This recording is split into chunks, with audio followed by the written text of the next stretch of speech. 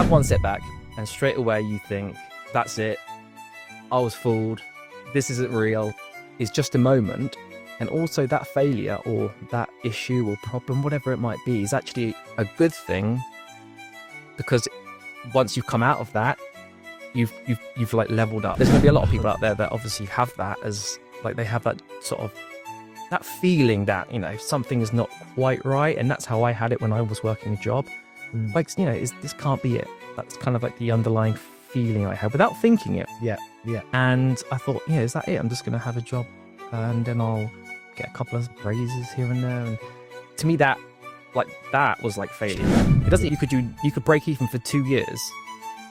But the amount of information you've gained from that is like ridiculous. It's just absolutely ridiculous. And then, you know, I would actually say break even for the first year is a major success. As long as and then the second year you can make some profit. But yeah, over that first year, information and knowledge. Second year, processes and systems.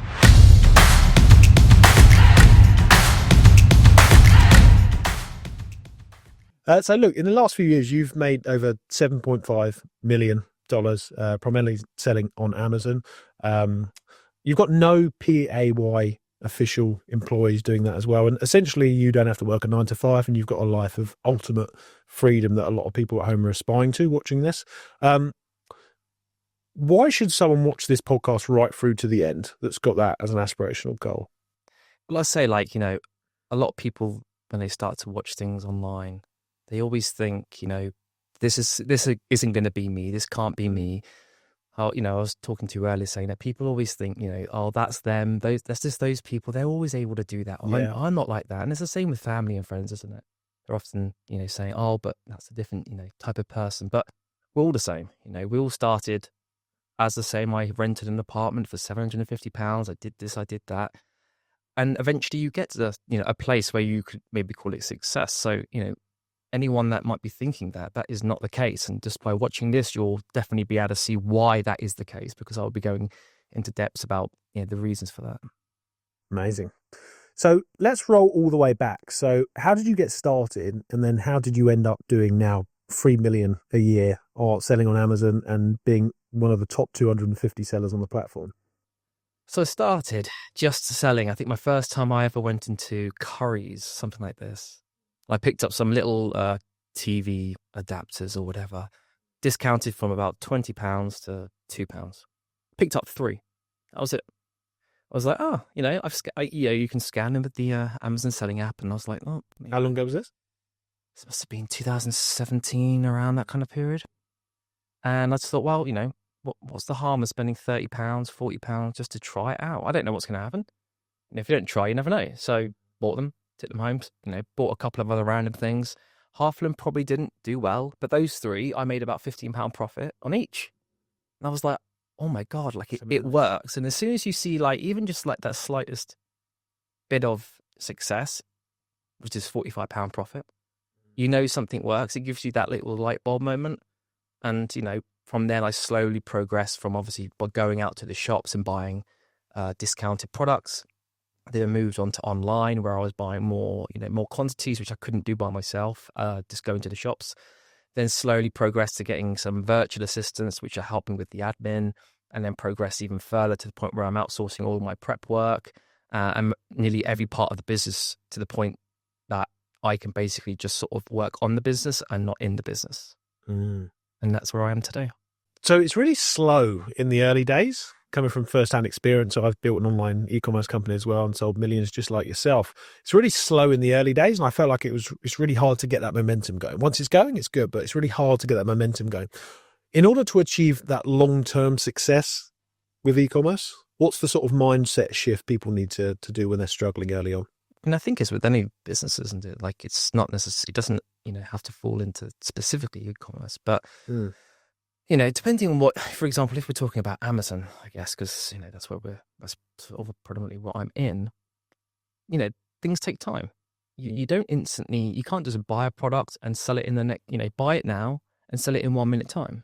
I mean, there is ways to do that if you're not doing, you know, it fulfilled from Amazon directly.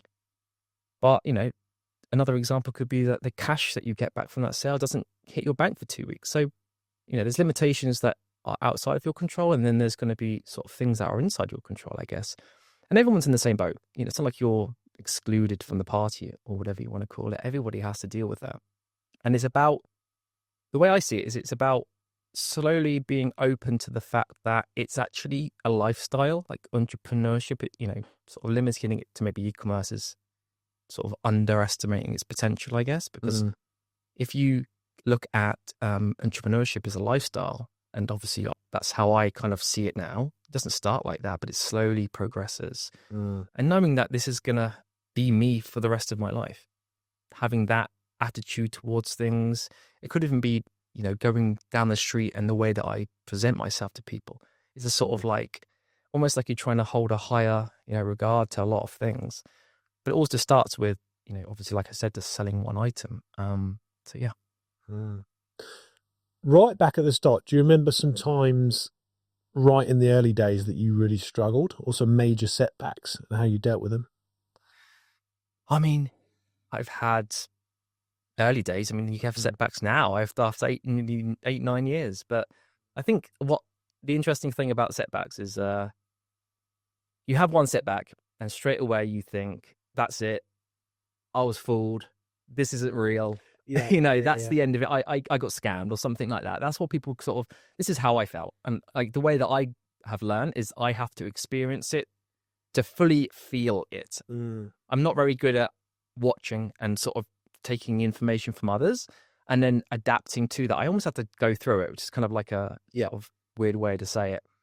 And the amount of ups and downs that there's been, and failures and pitfalls, and there's been so much more sort of stagnation or decline or failure or whatever you want to sort of designate it as, then there's been successes.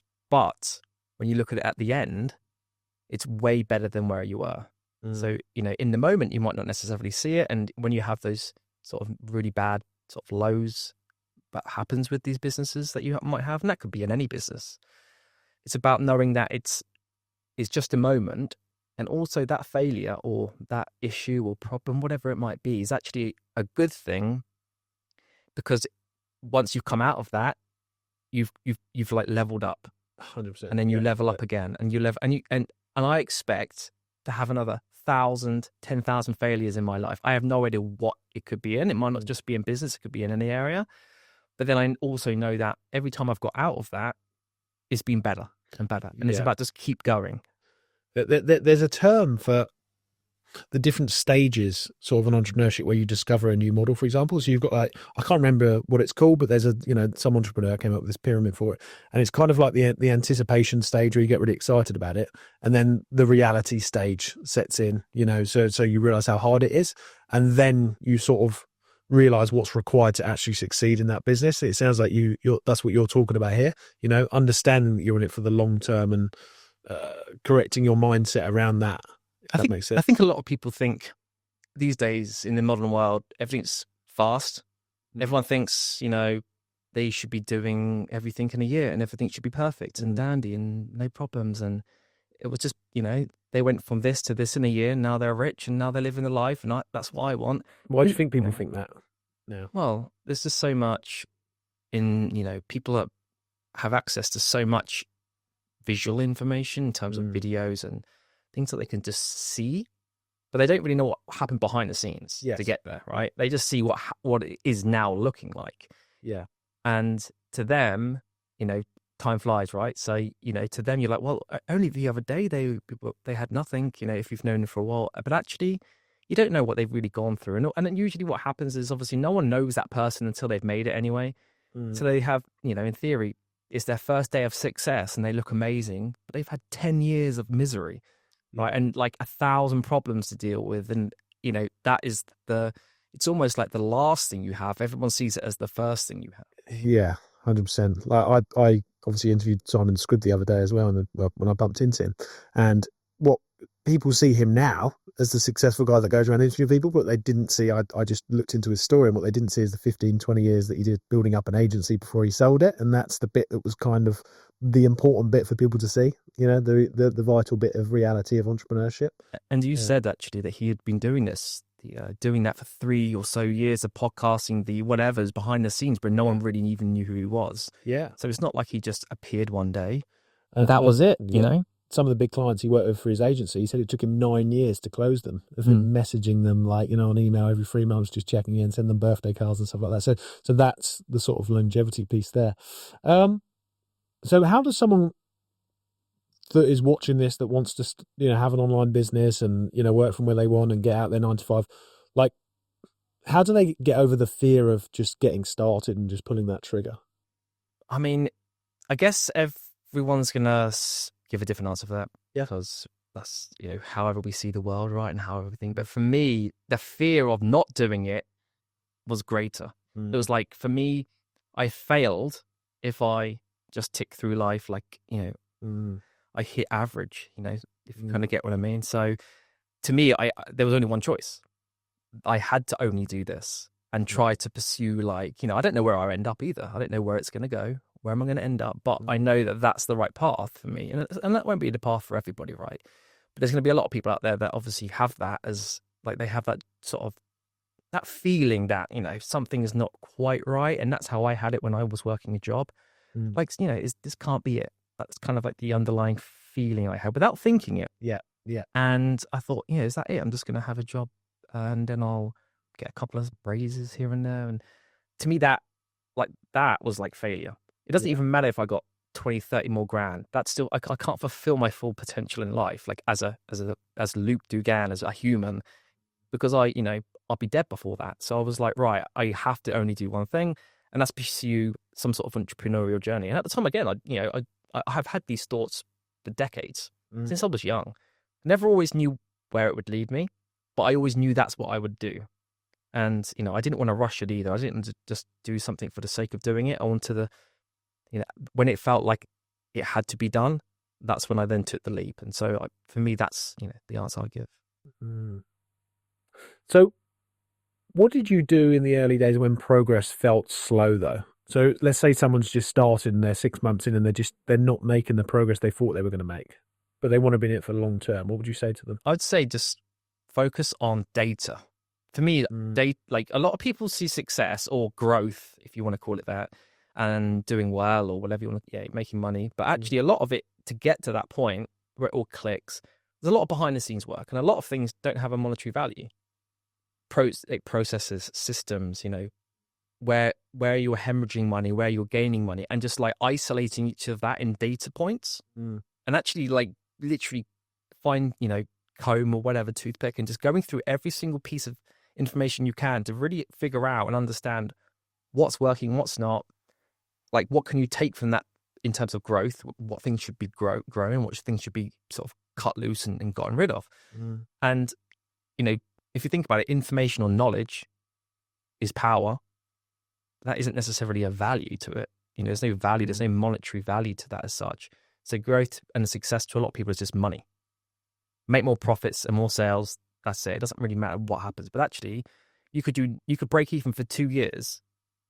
But the amount of information you've gained from that is, like, ridiculous. It's just absolutely ridiculous. And then, I would actually say break even for the first year is a major success. As long as and then the second year you can make some profit. But over that first year, information and knowledge. Second year, processes and systems. Then you start making, what's the rush? Like, do you need to be a multi-millionaire in 3 years? I didn't realize we have to retire in, 36 or, So to me, it's just identifying that successful progress, or whatever you would like to call it, is under, it's not just one thing, right? It's so true. It's like, what do you measure success off? Because, like, what's wrong with $5,000 a month? People are like, hundreds of thousands, millions. Well, $5,000 a month. Working on your laptop, you'll be pretty happy. And what I've seen you do, which has been really interesting, testament to what you just talked about. Then you mentored me to start with. Actually, when I was starting out, I'll do over $200,000 next month on Amazon. You mentored me to start with, so testament to obviously your mentorship from the start, I guess.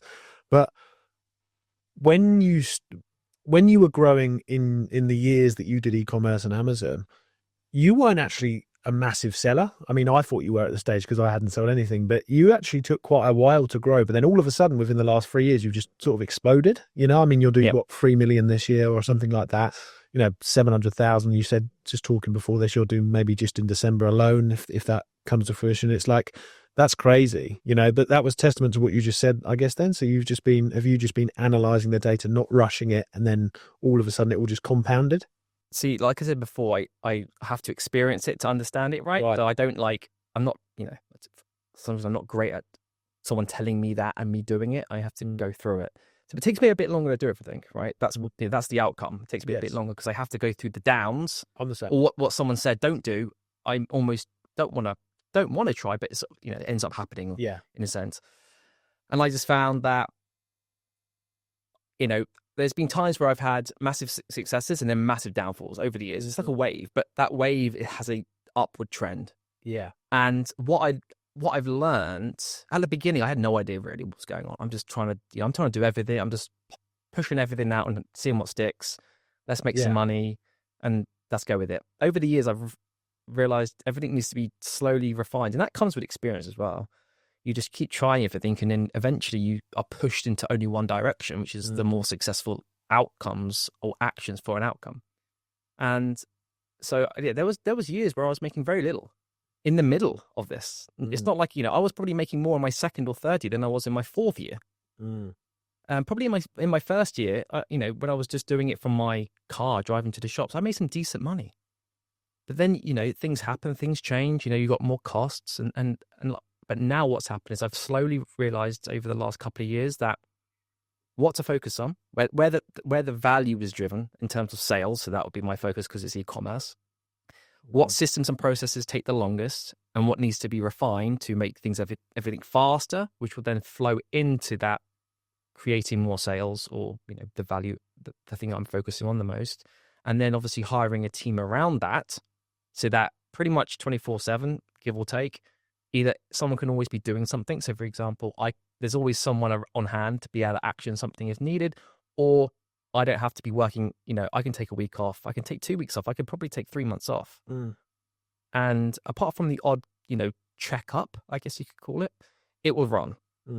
Now, obviously, is it perfect? No, but like I said before, with the information, a lot of the information that I got from downfall years or the failure years made me realize I need to do this, that, and the other because that's what caused the failure. Therefore, it made me so much stronger later. So there's a lot, it's literally not as simple as you think. And there are some later on dynamics that sort of do go on in terms of that sort of success, failure, and growth. Yeah. Bring yourself back. Was it 9 years when you started? Something, 8 years. Bring yourself back to that stage, probably living at home with your parents or something like that. I was living in a 1-bedroom flat. Just moved out my dad's, I believe, a year or something by myself. So bring it back to that.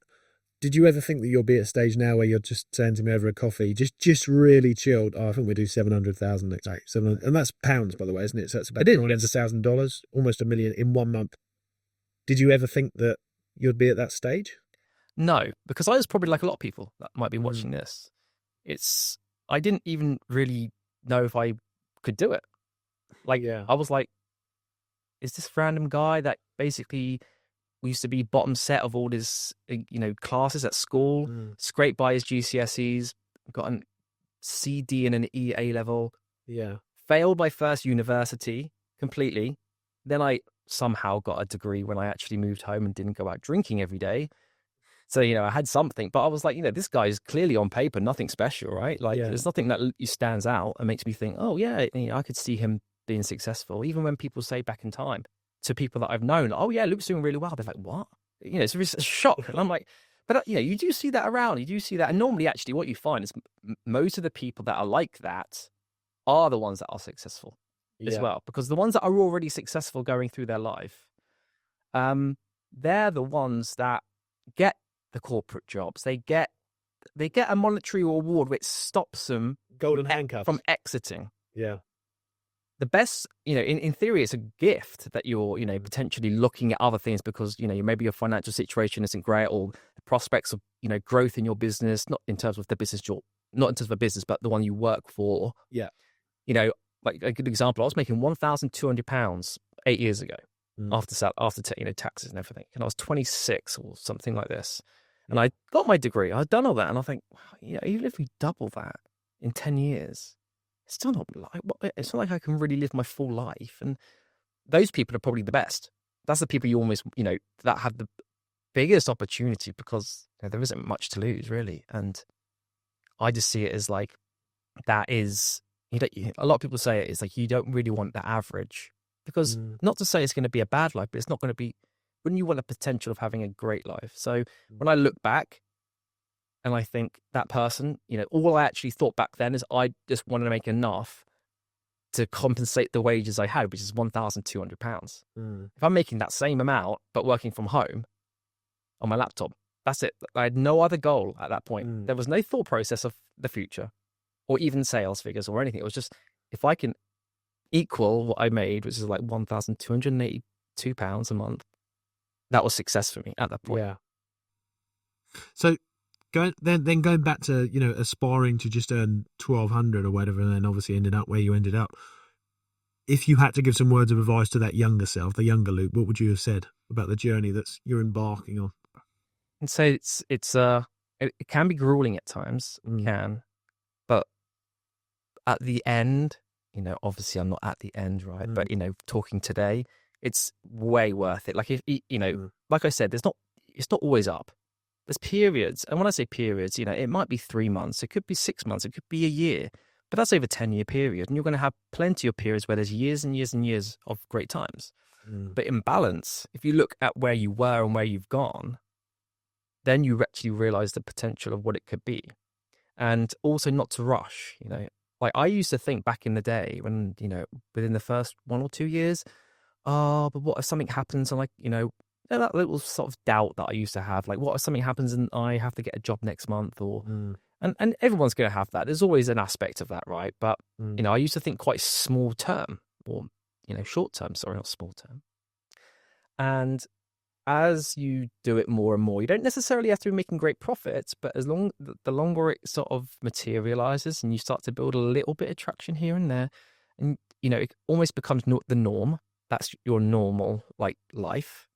Then you start to get a bit more confidence that, oh, okay, I've been doing this a year now. Okay, that's not a week or a month, and then actually to start slowly sort of drawing those timeframes out where you're looking more long term.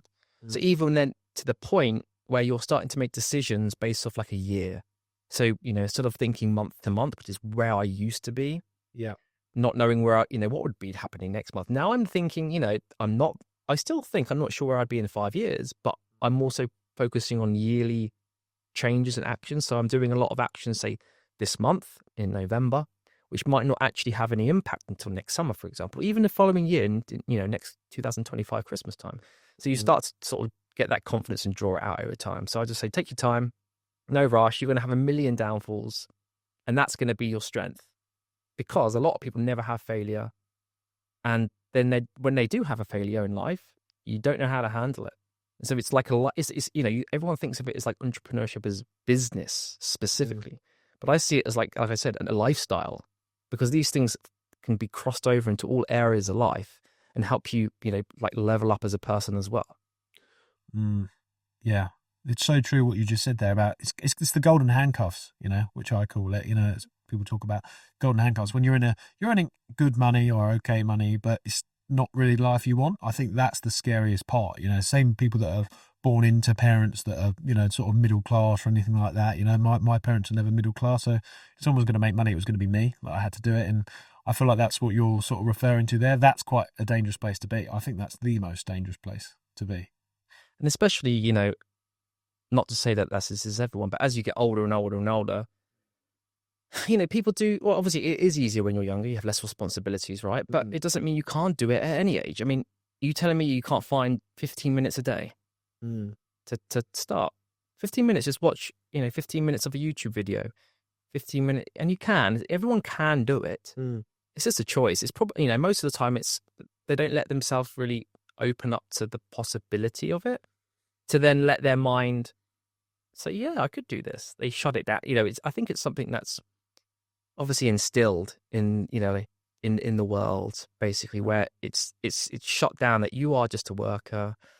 Everyone should work, and that isn't for you. That isn't going to be you, and that's okay. You'll just you have an all right life. And I think the main thing a lot of people should do is just open that little area of their brain, just to sort of the what if, and the possibility of doing it. And that's all you need. You need just take little steps every day, and within 10 years you could be doing anything. That scared me when you just said that, Well, I just remember, when not my parents, but when parents or friends just say, just do that, it will be okay and you'll achieve okay stuff. Oh, the thought of that is scary, And if you're getting that watching this, that's what I want to dive into that person. What if they feel like inexperienced to start? They haven't got enough experience to start, or their parents or someone's just telling them, "Oh, just go to uni and just try and be safe," and things like that. What would you say to that person? Because what we're sorry, I really want to dig into this for the listener, because what we were just saying outside, like you got when you wear holes in your boxes and stuff, you know what I mean? Like, we're just normal people that have gone on to, I wouldn't even class myself as successful, you probably don't either. No, I don't. But some people looking at you and, would assume that you are successful, but we're just normal, you're just normal. What would you say to that person? Just repeat the question one more time. Yeah, that person that is just feeling like they're inexperienced, Perfect. So I haven't got the experience. I was thinking about this as well on the way up here. I was thinking, like the amount of things we've done as humans since 1 year old, where we had zero experience. Yeah. I don't know how many thousands of things we've learned from DIY, right? Jumped. Everything, walking. Yeah. I mean, these things are intensely difficult, right? To start with. Imagine if you just had no comprehension of walking, and we do it. But then you get older and older, and people usually, fade out of that learning. They kind of, like they do, you get comfortable and you just sort of sit back. But everyone can do it. It's just taking, like just riding a bike. If someone goes, "Oh, but I haven't got any experience. Like, I can't ride a bike." Like, if I said that to you as a saying, you would think that doesn't make sense. The actual question does not make sense. But of course, well, yeah, but then you're never ever no one's gonna ever do anything. Can you just be a baby? You're never going to even learn to walk because I haven't got experiences. I mean, literally, if you just think of it like that, how is that any different to anything that is to do with learning? So for me, I'm like, to me, it doesn't even make sense. Like, my brain can't compute it, but that's obviously not what, the sort of general listener would think. I just think as long as you're as long as you're opening yourself up to the possibility that you can do anything, literally, and to you, anything could be at any level. To you, starting a business could be the biggest thing you could think of. Like, that is so massive to me that's the world. Perfect. Obviously, everyone's going to have their own little areas of what to them they feel is possible. That's all you need, just somewhere to start. It could be, for me, £1,200 a month. To me, that was success back then. That was the world. I was like, yeah, I'm the man. That's literally how I was, right? I remember, I'll give you just a random story because it's hilarious. I quit my job on a Friday, and on the Monday, I remember waking up. And my brother used to work nights. So I woke up and I thought, oh my God, this is my first day. I haven't got any, I'm not going to work, right? And I remember, putting on some dance music, because I'm obviously cool, I put on some sunglasses first thing in the morning. I had my dressing gown. My brother comes in, I'm just dancing around because at that time my brother was living with me. Yeah. And we're just dancing around the lounge. And he comes in after work and it's like 7:30 in the morning and I'm full of energy. Like, the amount of energy you get actually is incredible. Like, I used to be so, like almost like half a battery, just about ticking over. When you're working? When I was working. Yeah. And then the amount of like energy and like vibrancy you get is just ridiculous. Now, of course, it's not going to last forever, but it's so much greater. So I think, going back to obviously the question, so I don't deviate too much, is that, just think of it literally. Like, the amount of things you've learned is crazy. And you can't just do one more little thing, which could be to watch to the end of this podcast, or it could be to, watch a YouTube video for 30 minutes every night before you go to bed on a specific subject that you are interested in. It could be e-commerce, it could be anything related to business or life or relationships or growth. It could be anything. And just starting with that one point, and then you keep doing that, and maybe you get certain things interest you more than others, and then you go, oh, well, I've actually got 15 minutes here that I could also look at. You start to, get more like hooked, and and it's, you know, just unravels from there, and it builds up, and before you know it, 8 years later, yeah, that's where I am.